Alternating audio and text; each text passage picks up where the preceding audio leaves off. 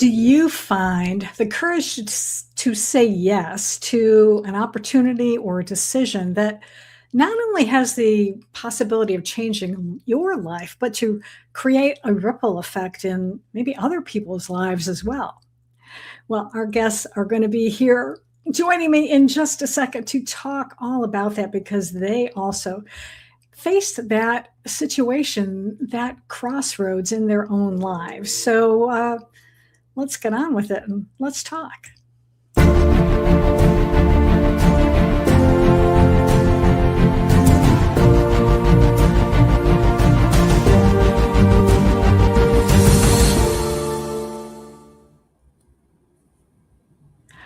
Hello. Hello, welcome to the Fab Show, where we explore our fabulous lives. I am Gloria Grace Rand, one of the Fab Five hosts, and I have joined today by some wonderful people, and I can't wait to be able to introduce them. Actually, I'm going to have them introduce themselves to you. So when we go around and just say your name and where you are in the world, and we're going to start ladies first. So down below me there. Hi, my name is Sunita Kumar. I'm joining from Massachusetts in the United States. All right, excellent. And let's see, next to you, we've got Sebastian. Hey, I'm Sebastian. I'm in Montreal, Canada. All right, excellent. And last but not least. All right, my name is Jeff Pearson. I'm in Colorado Springs, Colorado. All right, awesome. So we've got the mid to east part of the country covered because I am in Melbourne, Florida myself. So I want to welcome you again, all of you who are watching us today. Welcome our digital audience, and please let us know where you're beaming in from, as one of our wonderful Fab Five hosts likes to say. And also make sure you can hashtag live or replay as well. And we're gonna be diving into this discussion today, and I think we're gonna dive right in with one of our guests' videos, and then we're gonna chat with them about it. Hello, everyone. This is my video for the Let's Talk Fabulous show. This is my Just Say Yes moment. It goes back 15 years, almost to the day. And I had just driven cross country from New York, where I had basically spent my time post-college and my first job and my professional network. And I made the bold move of driving cross country to California, a place I didn't know anybody. I had no real point in going there. I didn't really have the means to do that or a job offer. It didn't make financial sense. It didn't make any sense, which was its own yes. But when I got there, I interviewed for a number of jobs, and I had set myself up to win to get a particular job that would have been a very good financial move for me and a very good professional move for me. And I decided not to take the job. I got the job offer. I got a sinking feeling in my stomach. And very recently to that, I'd heard the quote from Seth Godin, which is, we get lots of opportunities in our life. We make a big deal about the pivot points that people talk about, the weddings, the graduations, all the things. And, the notion that every day we have an opportunity to change our life. And so by turning that job down, I set myself up on a different course and a different path. And that was the just say no and the just say yes.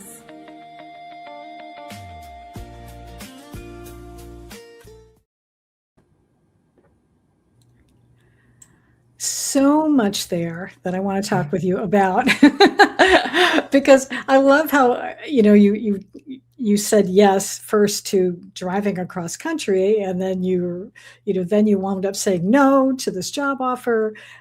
So let's start at the beginning. What prompted you to make that move first off? Was especially because you said you're like, it didn't make any sense.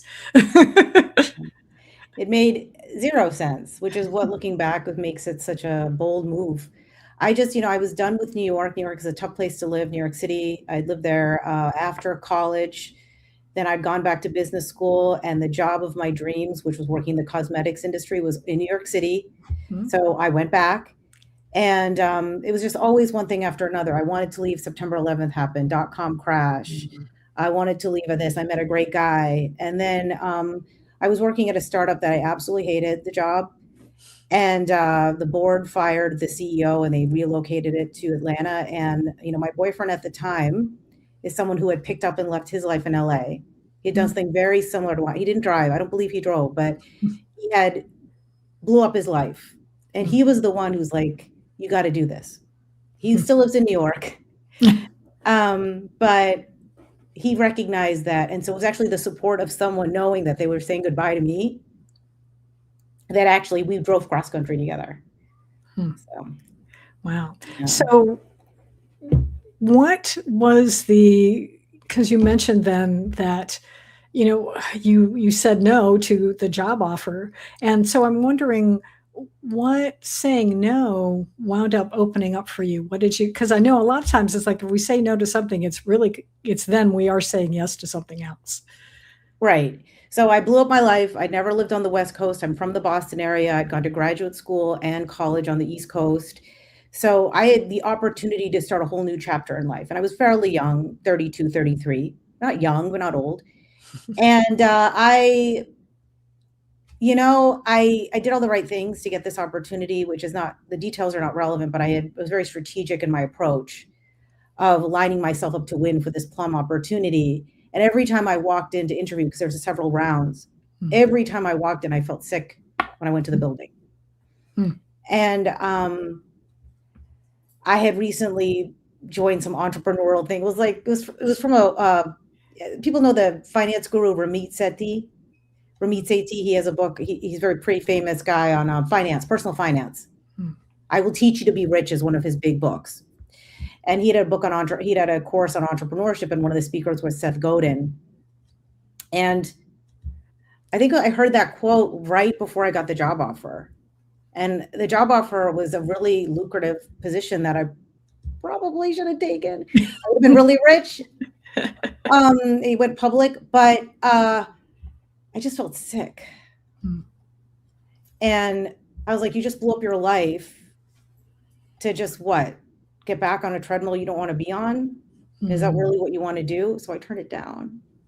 And by turning it down, I said yes to a whole different life that had pros and cons. It's not a romantic tale, but it is of my life of winding roads and twists and turns and navigating inflection points and reinventing myself and literally being an alchemist that can crawl out of a fire with $2 to my name, $1 to my name, not having a place to live. And I lived all over California, and I did a lot of crazy things I wouldn't have done had I not said yes to that opportunity, which we don't know because we don't know what would have happened. So, yeah. Well, I think it's a good point, is that sometimes, and that is maybe sometimes the benefit of when you're younger, is you do have maybe an opportunity to try some different things that may or may not always work out, but I'm sure it's, even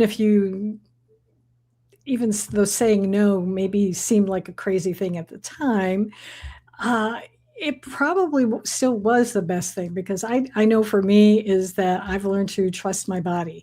If it's giving me signals like that, there was something about that, even though it seemed good on paper, but probably was not the right idea for you. Jeff or Sebastian, what are your thoughts, regarding to Sunita's story there? Sebastian, what do you think? Yeah. The feeling it in your body is what came up for me too, really, like the fact that you felt sick and you were able to discern that, to be like, okay, like my body does not want me to go there, and it has an intelligence that maybe knows something that my conscious mind doesn't. And that's, as an artist, of course, I can definitely relate to that. Kind of trying to follow that intuition that is not always the obvious, theoretical choice to make. Yeah. So, yeah, awesome. Love that. How about you, Jeff? What's your thoughts? Yeah, no, I think everybody's had experiences like that, right? They've had those moments of, do I move? Do I not? Do I do the thing? Do I chicken out? Yeah, no, everybody's had them. I've had several of those type of moments. So yeah, that's cool stuff. Yeah. Yeah. Well, I'm wondering how our audience, what do you think about this? Have you had an opportunity where you've decided, or given you a chance to say yes to something, what was your reaction to that, and did it have its own ripple effect? So I'd love to hear from you, and I think right now we're going to actually play a song that explores this concept even more as well. So yeah, I love that. Do I or do I not? Yeah, that's the question, Karen. You're right. Should I stay or should I go? Right? I think there's a song that has that. So let's hear a different song right now.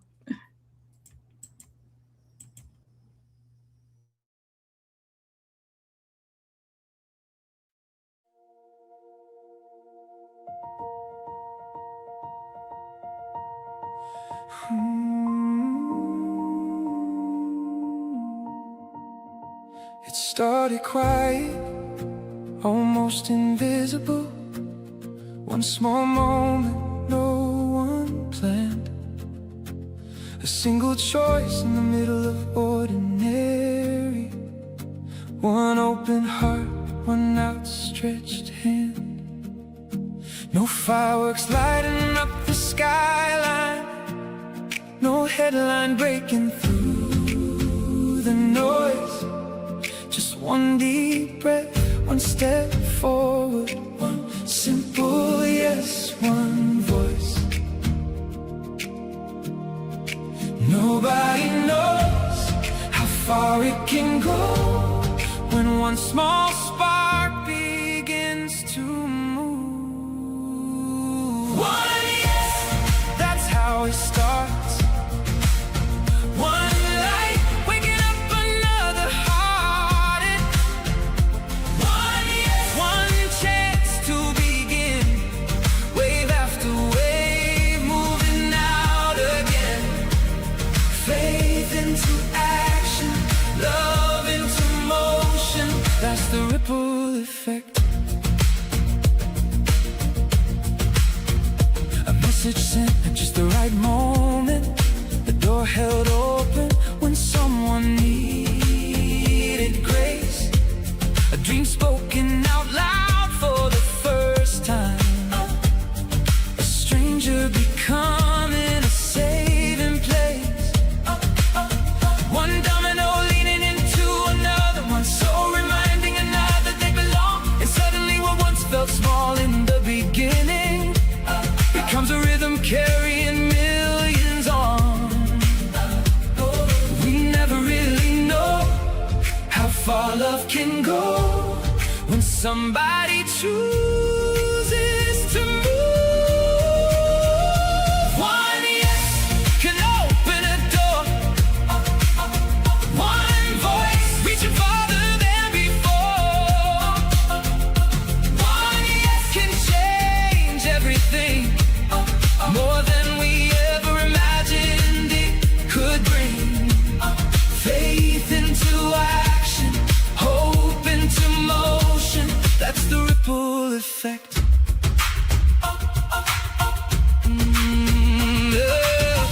Every life touches another. Every moment matters somehow. What if the change we've been waiting for is starting with us? One brave choice, new direction. One connection changing everything. One yes can change the world. One dream unfolding farther than we know. One yes can echo through time. One act of love becoming something greater. Faith into action, bravery rising, hearts awakening all over the world. Wave after wave, hope into motion. This is how change begins. Oh, one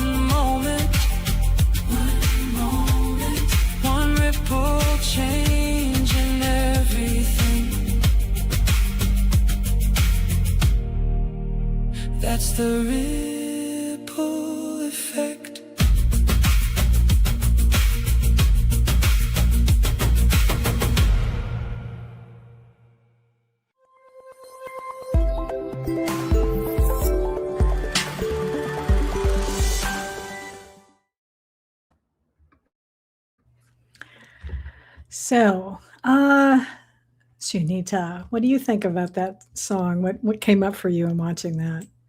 Well, yeah, I mean, it was interesting because I've lived near a lake in California and the woman sitting by the lake. But I wanted to speak to something that somebody had said of, we have these choices, move, don't move. I don't think that's what this was. This is an inflection point where you sold everything you owned, got in a rental car, drove cross country, and looked like a complete and utter fool to every single person you know, and then turned down a six-figure job that the CEO kept coming back and be like, can we get you? Can we get you? Can we sweeten the deal? That's not a choice. That's saying yes to a future and being willing to look like a fool and deciding that your future self and your intuition matters more. That's not should I move or not should I move. I just got to say, that's an inflection point. Not every decision is an inflection point. That's an inflection point.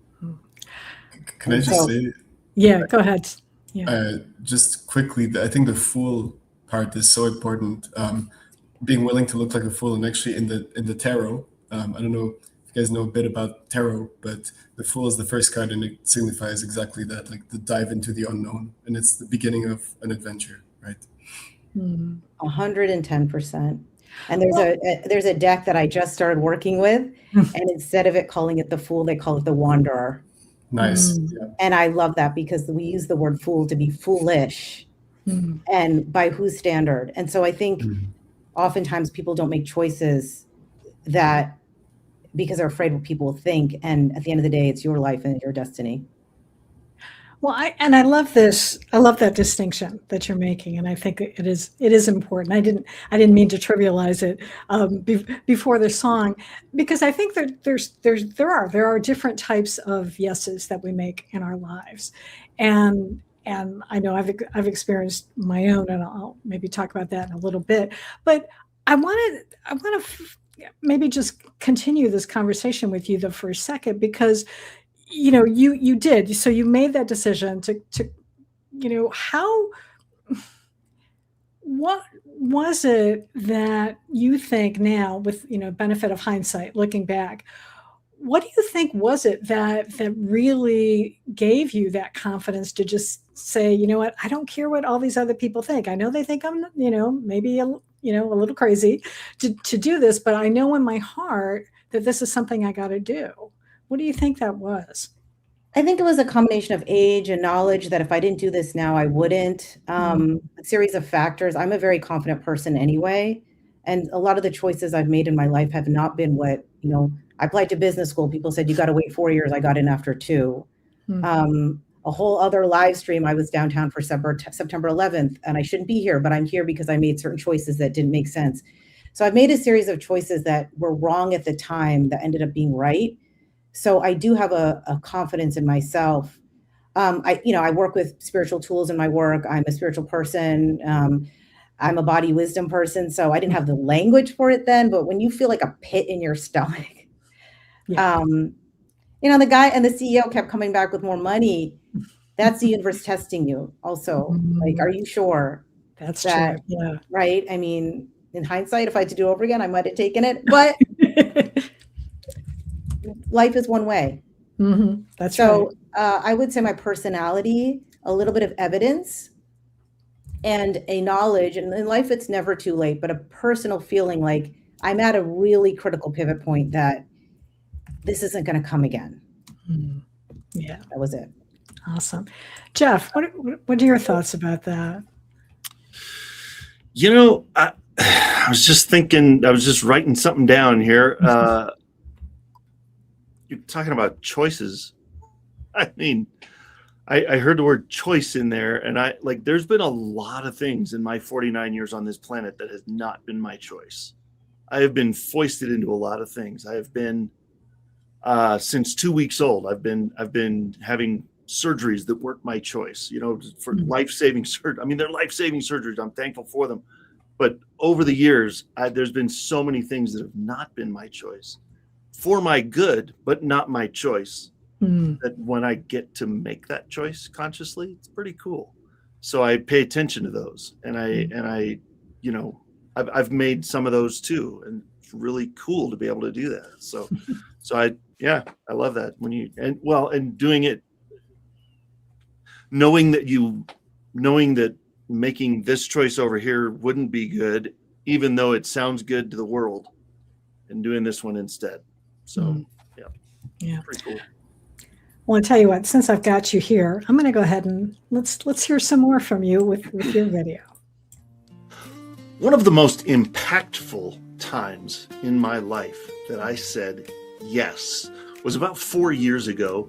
There was a gentleman, a good friend of mine named Craig, that invited me to a networking event, a weekend-long networking event. I love to network, so I was very excited about this. And during that time, I met hundreds of people. And the most impactful introduction during that weekend was to an amazing young woman named Julianne Meyer, who a lot of you know. And that introduction led to ultimately me launching my own TV show on E360 TV that now has been on the air for over 3 years. What an impactful yes that was.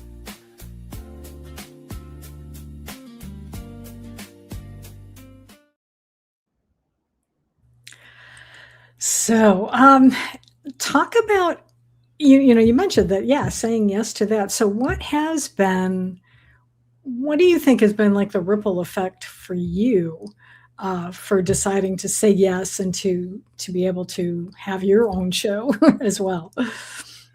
I think the ripple effect started way back when I was 2 weeks old, when I was diagnosed with a condition called hydrocephalus, which is kind of what sparked all of this eventually down the road. It's a condition that affects hundreds of thousands of babies every single year. There's probably between 300,000 and 400,000 babies born with this every year, and it's basically a blockage in the brain that doesn't allow the fluid to go where it needs to go naturally. And so when they found it at 2 weeks old, for me, it was like, okay, the one choice we had in 1977 was emergency brain surgery. And so that was my introduction to the world. And at 2 weeks old was emergency brain surgery to get a shunt put in here to drain that fluid so that I could survive. And I had 2 more emergency brain surgeries in my childhood, and I've had 4 of those emergency brain surgeries within about 7 years of each other. Recently, the last one I had was in 2021. And so that's what I mean by so many things that weren't my choice, but were for my good, right? If I hadn't had any of those surgeries, if I had skipped one of those, I wouldn't be here. So it's, but the one choice that I feel like was impactful that I was talking about in that video was to move forward with that. And it was kind of a cool, I don't have time. I don't think we have time to go into the whole story, but it was a very cool God moment of, okay, well, this is ending because of some side effects of the most recent surgery that wasn't allowing me to continue in the career that I had for 12 years. And so about, 6 months later, I was introduced to Julianne, and it's like, there's my new gig, right? Kind of the door was open for me. So it's kind of cool. Yeah. Well, and you also have, I mean, the show is amazing, but you also have like a bigger mission, right? You've got like your own nonprofit. I mean, because that seems like that would be a big ripple effect for what's happened to you that you've had to deal with all your life. Yeah, no, I appreciate that. Yes, we do have a nonprofit called Hydro with Hope. Hydrocephalus is the name of the condition I was born with, and that's a kind of a mouthful. So we said, let's do Hydro with Hope, and because hope is a big deal around here in the Pearson household. I figure if you don't have hope, you're kind of dead in the water already. So that's how we roll around here. And so Hydro with Hope is there. There's so many organizations out there that are doing research and development for better mechanical devices and surgical techniques. And that's so not my world. I'm not the technical guy. I'm the boots on the ground, hug your neck, sit down with you, spend time with you, answer your questions, give you hope that life is not over just because of brain surgery. It might just be the beginning. So that's where we start. That's how we kind of inspired the idea of Hydro with Hope. So we've got some resources available and stuff, and yeah, we're moving right along. So Awesome. Sebastian, what are your thoughts about when you hear Jeff talk about his story? What comes up for you? What comes up is that it's so beautiful that you were able to turn that wound that you didn't choose, the roll of the dice that the universe threw at you, which was this disease, into the healing that you're now bringing into the world.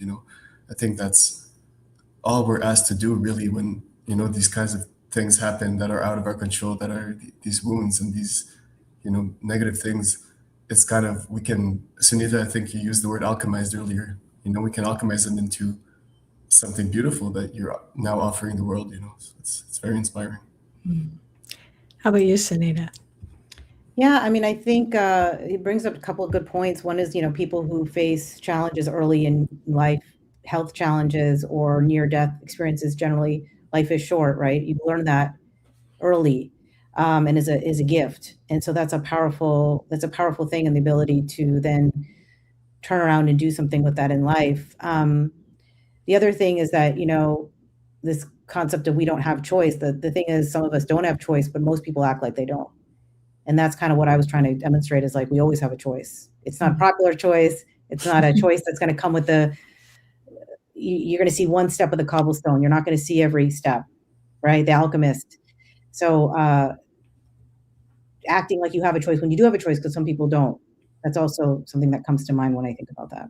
And finally, the last thing that comes to mind is when you go on the quest, you say no to one door, you open other doors, you're often put in the path of the people that you're supposed to be in the path of, that you would miss them if you went on the other path. Yeah, and actually that brings up another question I'm having for you, Jeff, is, have you found that having that show, has that opened up new doors for you, maybe with the nonprofit, for instance? I mean, yeah, we've definitely had I've had a commercial that I've aired on the show for almost the entire 3 years we've been on the air, with an amazing organization that helps nonprofits raise money passively, which is a really cool thing. And yes, we've had so much response, just from whether it's a spoken ad that I do around the show, around the nonprofit, or that ad. I mean, awareness is a beautiful thing, and the show is a really cool tool to be able to get that out. And yes, we have definitely had a lot, not enough, of course, bring it on. Let's, but yeah, it's been really fun to see the response that we have gotten. So. Yeah, that's awesome.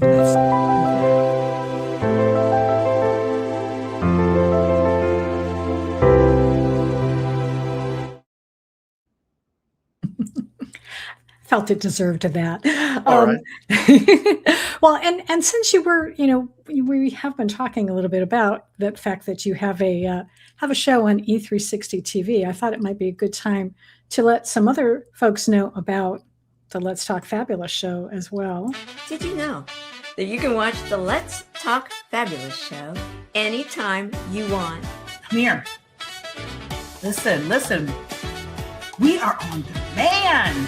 That means inspiration, original music, connection, and powerful conversations whenever you need it most. We are on demand. We are proud to be a part of the E360 TV network. You can find us on the internet or on the app through your favorite app store. We stream on Roku, Amazon Fire, Apple TV, and many of the others. We are on demand. Find us in the pop culture and entertainment area or on the Fresh Takes channel.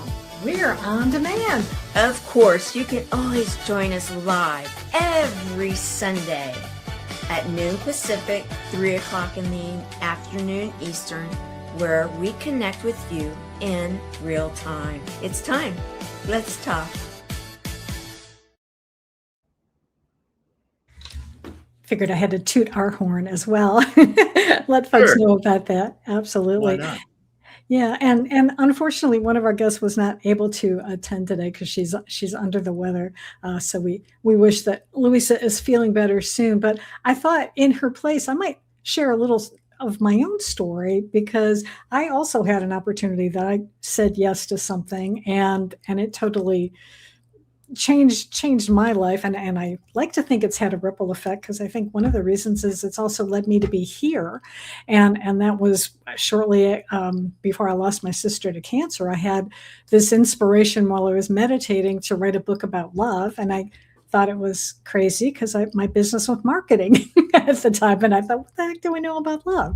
And yet by saying yes to that and deciding, and then going through the process of writing a book, I wound up opening up myself to speaking about spirituality and speaking about love instead of marketing and social media. And it led me to have my own podcast. It led me to connect with Tamara Hunter, who is the brains behind this show, and led me to be here. So it is amazing how, when you do say yes to something, that it really can have a big effect, not only with you, but also it can touch others' lives. So I wonder, I want to put this back open to all of you here. Have you, because I know you've mentioned, and we are going to get to Sebastian's video in a little bit as well, but have there been any other times that you found where you did say yes, maybe even just something minor, maybe that you didn't think was necessarily a big deal, but turned out to be something that you're really glad that you did decide to say yes, and maybe see, did it have an effect? Jeff, you're kind of sorry. so I'm let me put you in because, here. Yeah. So as a child that had 2 brain surgeries and 6 or 7 others by the time I was out of elementary school, my parents encouraged me very strongly not to play things like football and soccer, and like don't bang your head against things. I've got a shunt back here that's kind of doing its thing. Let's not damage that. So they pushed me in the direction, or gently suggested me in the direction of things like choir and band, and things where you're not wearing a helmet and banging around with other people. And that was one of those. I mean, I God lines this stuff up on purpose all the time. I don't believe there's anything accidental about any of this, but it was pretty cool. I went into band, started playing clarinet, and eventually bass clarinet, and we got to travel all over the place doing it. It was really fun.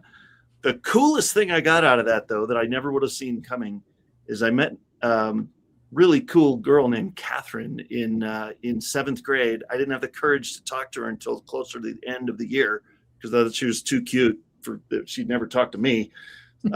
Eventually talked to her, and 10 years later married her, and that was almost 27 years ago. So I have, there's a special place in my heart for music in junior high and high school, because if I hadn't said yes to band, who knows, right? So you don't always meet your wife in 7th grade band class.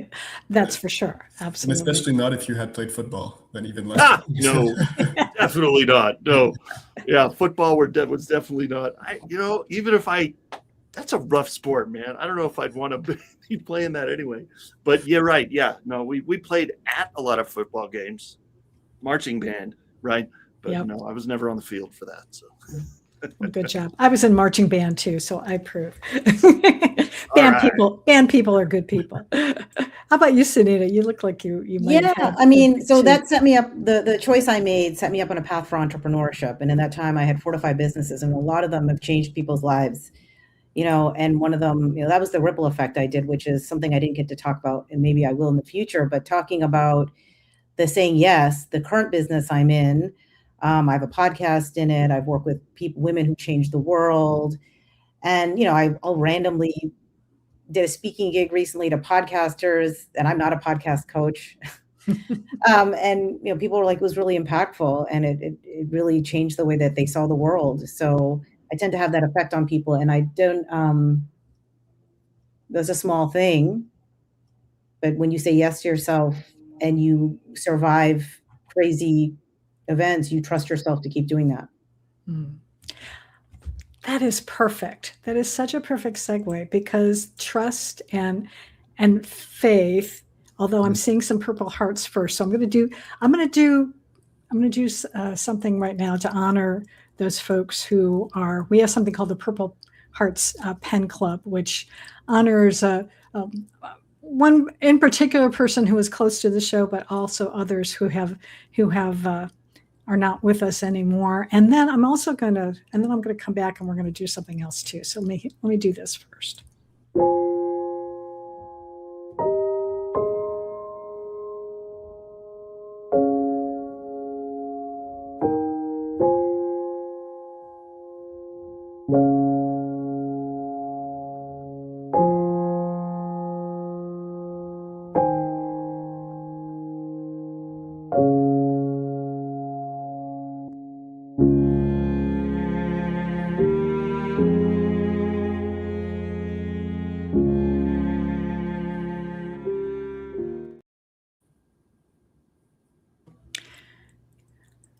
So I love that. I love that we were able to give that gift to folks watching. And you mentioned trust just a second ago, and I think that is another important thing, is that we can say yes, but there's still another component here. It is involving trust and faith to take action. And I've got another song that delves into that.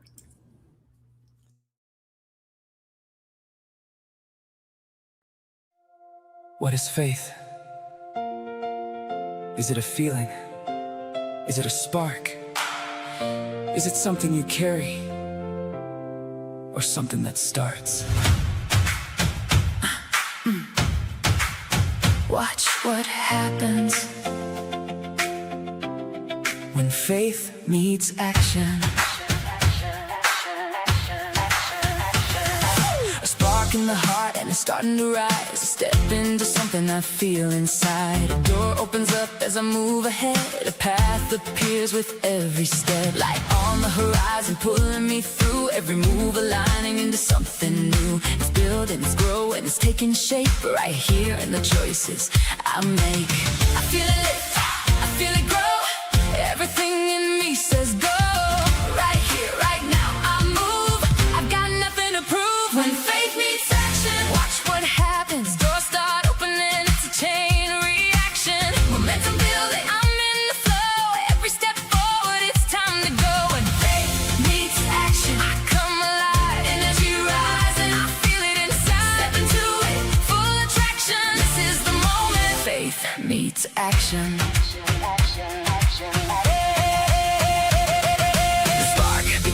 A steady flame. Every step elevates the game. What I feel is leading the way, and I'm walking it out every day. From a single step to something wide, a ripple turning into a tide. What I carry is now alive, moving through me, multiplied. I feel it lift, I feel it grow. Everything in me says go. Right here, right now, I move. I've got nothing to prove. When faith meets watch what happens. Doors start opening, it's a chain reaction. Momentum building, I'm in the flow. Every step forward, it's time to go. When faith meets action, I come alive. Energy rising, I feel it inside. Step into it, full attraction. This is the moment. Faith meets action. Clap it out. Feel that rise, there's a power in you that multiplies. Move with it, let it flow. Everything you need, you already know. Turn it up, step into it. Every part of you is moving through it. Feel the shift, feel the traction. This is where faith meets action. Action, action. When faith meets action, watch what happens. Everything opens, it's a chain reaction. Momentum building, I'm in the flow. Every step forward, it's time to go. Faith meets action, we come alive. Feel it building, feel that drive. All in, full attraction. This is the moment. Faith meets action. What is faith? Now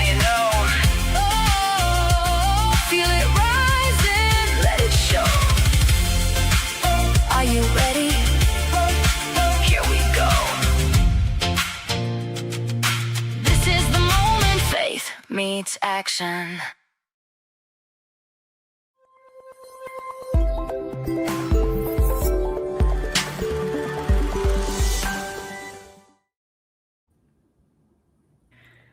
I love that song. I don't know what you all thought about it.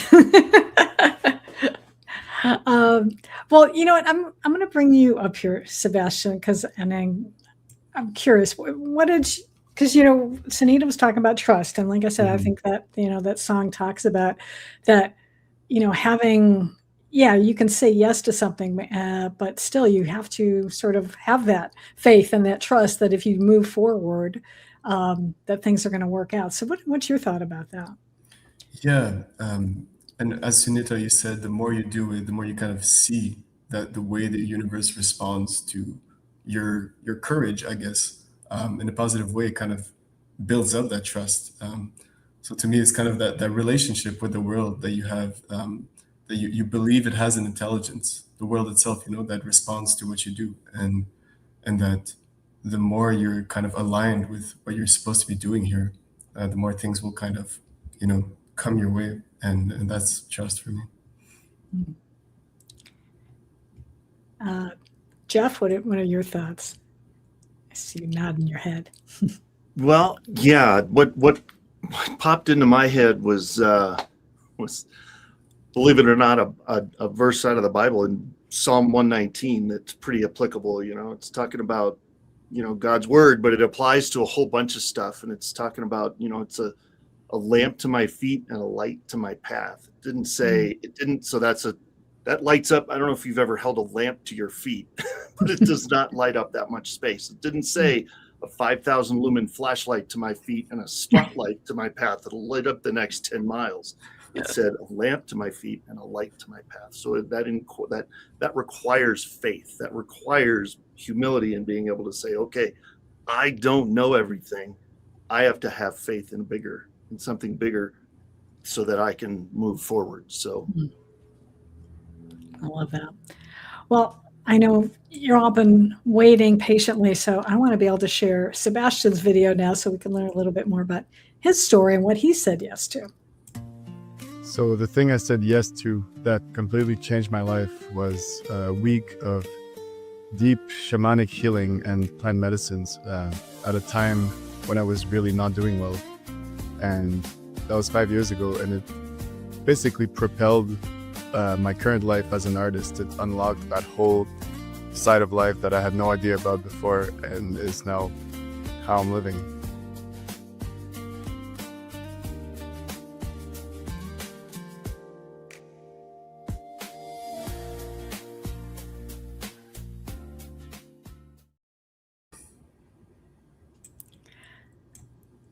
So talk to us a little bit more of that. I mean, what have you what have you learned, now in this, looking backwards from 5 years since you decided to say yes to exploring art? Yeah, I find it such a strange story because, I had never been like the kid who draws or anything. Like, it was not really that much part of my life. And then that experience that I talked about in the video, it seemed to just like crack me open and like open that door. And looking back, it's like, it kind of seems like I've always been doing it now. Like, it just seems like such a natural path to be following. And, I'm finding quite a bit of success in the art world, like naturally. And even if it's not like mainstream success, it's like I could do it forever. Like, I could paint all day and never get tired of it. So it just seems like the most natural thing in the world to do, in a way. And Wow. yeah, I'm so grateful to have found it. I think it healed a lot of things in me as well. Yeah, art is definitely it is a healing thing. I know we've had some other folks on the show in the past who have talked about that.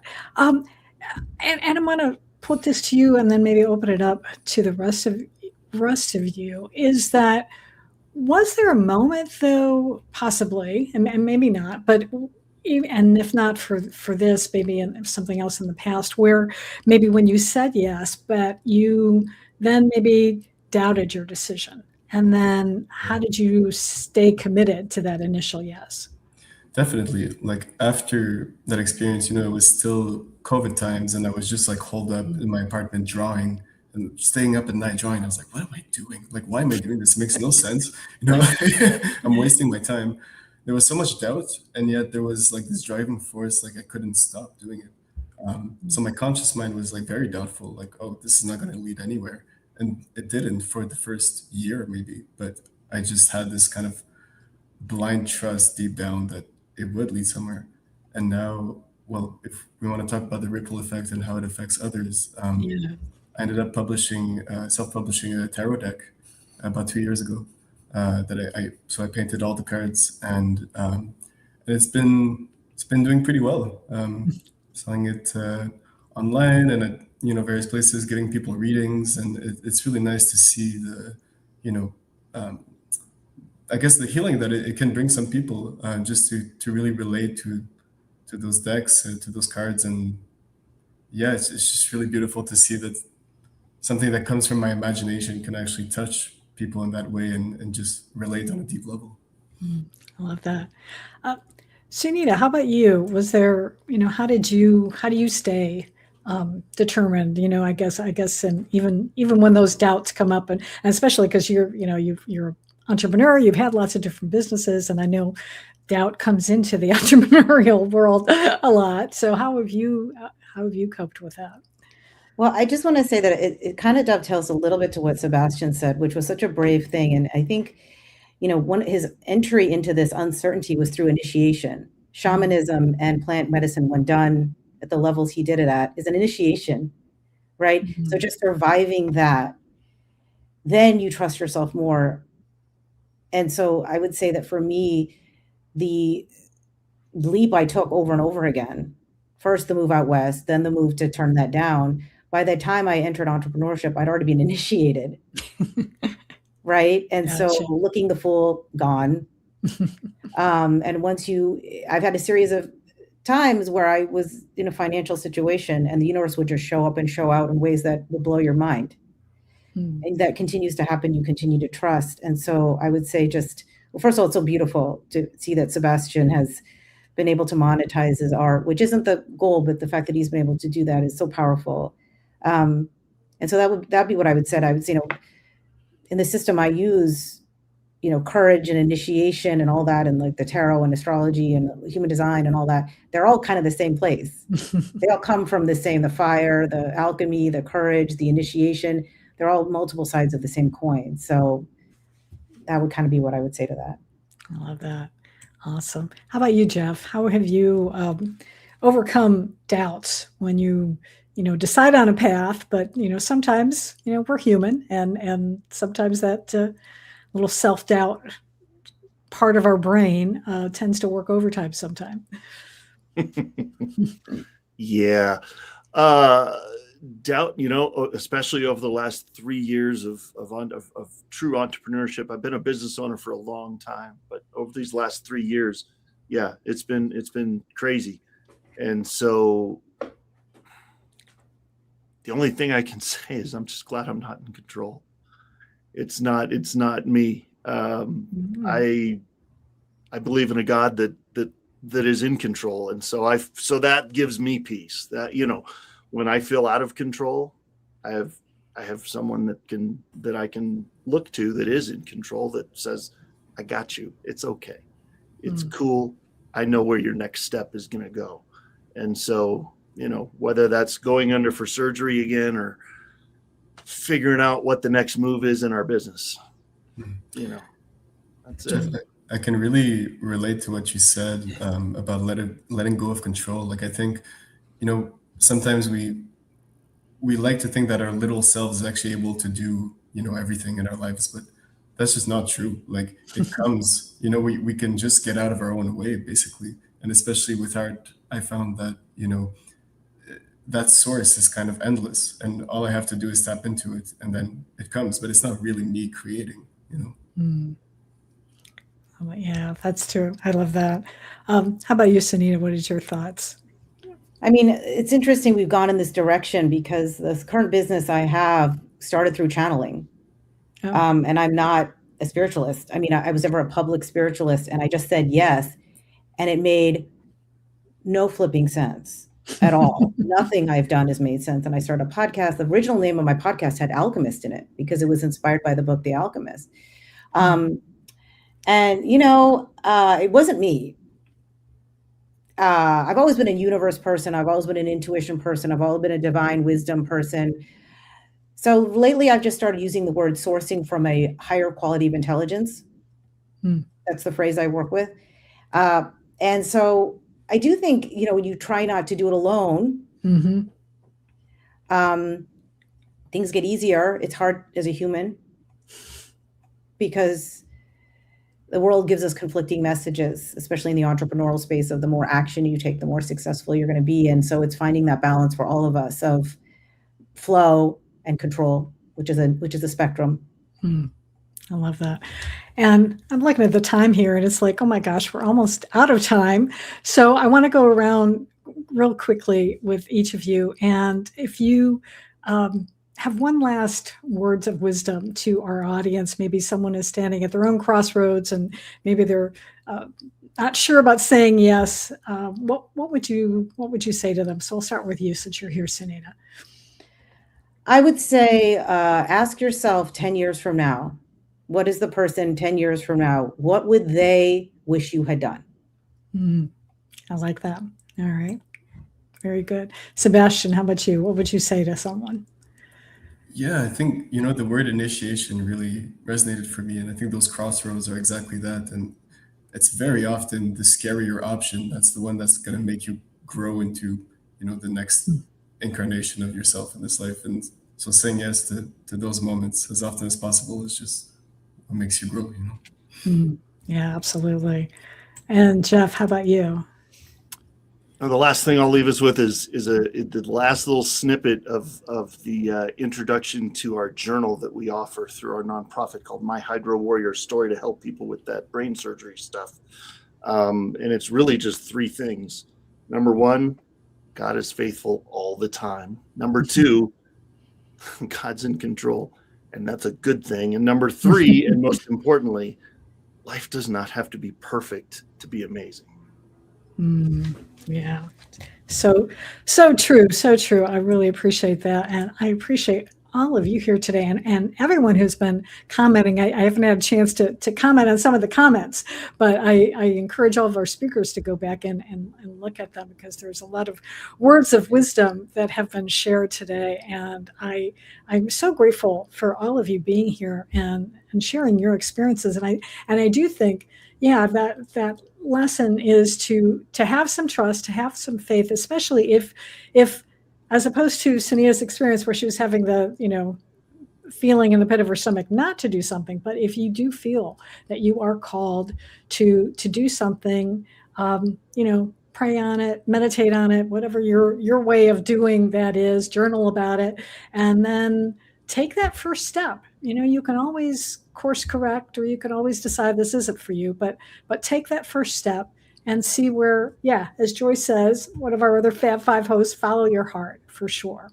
And I hope that you will all join us next week as well, because it's Father's Day, and our other Fab Five host, Barbara J. Beckley, will be here, and we're going to be honoring our fathers and the father figures in our lives. So until then, I hope you all go out and have a fabulous, wonderful day and week ahead, and we'll see you next time.